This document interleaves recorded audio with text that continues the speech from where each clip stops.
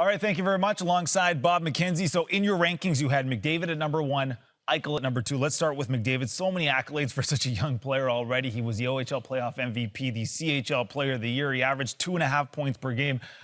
Could he have had a better year going into the draft? Couldn't imagine it. I mean, absolutely extraordinary. I mean, Connor McDavid came into this season with unrealistically high expectations, and he somehow managed to exceed all of them. A phenomenal job, the World Junior, the pressure that was on him, and to be able to step up the way that he did.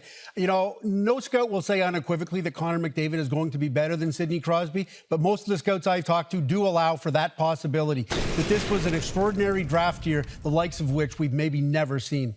Jack Eichel is the first freshman since Paul Kariya in 92-93 to win the Hobey Baker Award. If there was no Connor McDavid in this draft, he would be the guy. The Buffalo Sabres are going to be getting a great player. Getting a generational talent, absolutely. And you're absolutely right. If Connor McDavid were not in this draft and it was the Jack Eichel draft, we would be talking about it at least in the same terms as the Patrick Kane draft or the John Tavares draft or the Steven Stamkos draft. In fact, some of the scouts I talked to say that in the draft year context, not looking at what Kane and Stamkos and Tavares have done in the National Hockey League since being drafted, but just as drafted players, Jack Eichel would be their equal, if not superior to them in the draft year.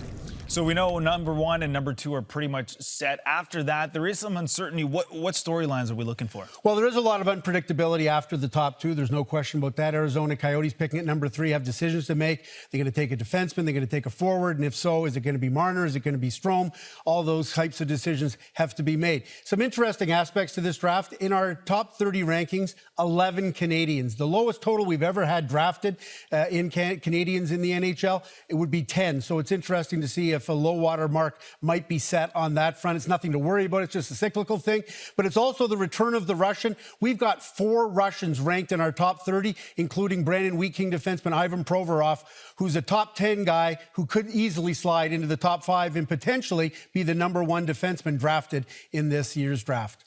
One thing is very certain, there's going to be some very happy young men, some very proud parents come June 26th and 27th.